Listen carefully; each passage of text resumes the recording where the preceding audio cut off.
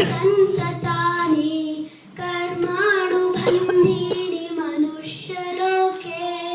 न रूपमस्येह ततोपलभ्यते नान्तो न चादिर्न च सम्प्रतिष्ठा अश्वत्थमेनं सुविरूढमूलम् अशङ्गशस्त्रेण दृढेन चित्वा ततः पदं तत्परिमार्गितव्यं यस्मिन् गता न निवर्तन्ति भूयः त्वमेव चाद्यं पुरुषं प्रपद्ये यत् प्रवृत्तिः प्रसृता पुराणी निर्माणमोह चित्तसङ्गदोषा अध्यात्मनित्या विनिवृद्धकामाः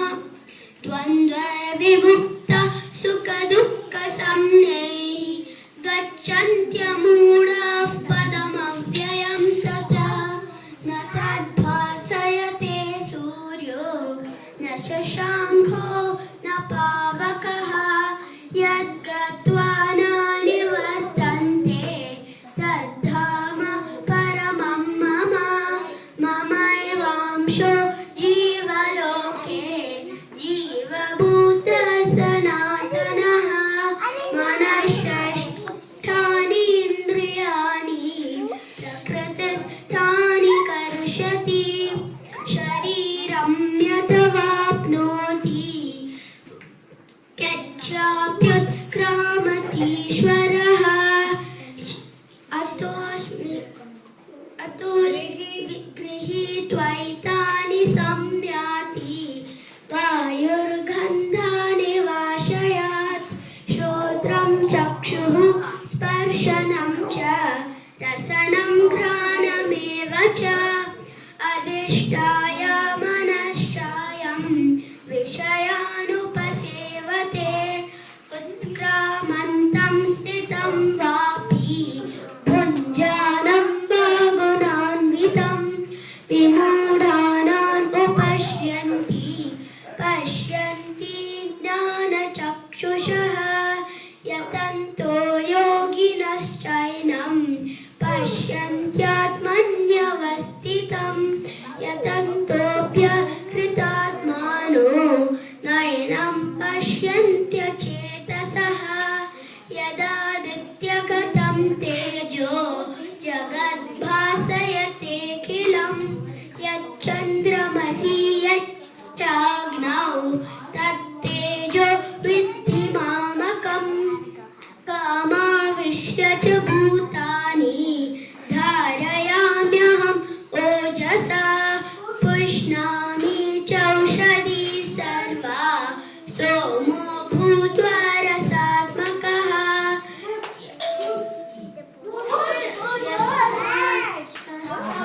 वैश्वानरो भूत्वा प्राणिनां देहमाश्रितः प्राणापान समायुक्तः पचाम्यन्नं चतुर्विधं सर्वस्य चाहं हृदि सन्निविष्टो मत्तस्मृतिर्ज्ञानमपोहनं च वेदैश्च सर्वैः अहमेव वेद्यो वेदान्तकृत् वेदविदेव चाहं द्वाविमौ पुरुषौ लोके क्षरश्चाक्षर एव च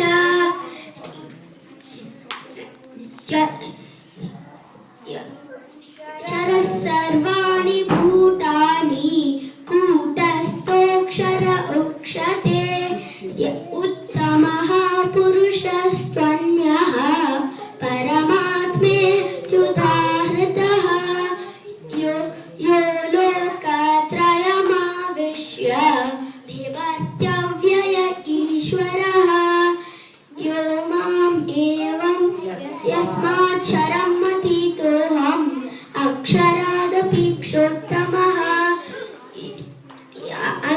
तोऽस्मि लोके वेदे च प्रतितः पुरुषोत्तमः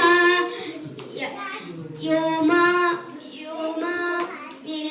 मामेवमसम्मूढो जानाति पुरुषोत्तमम्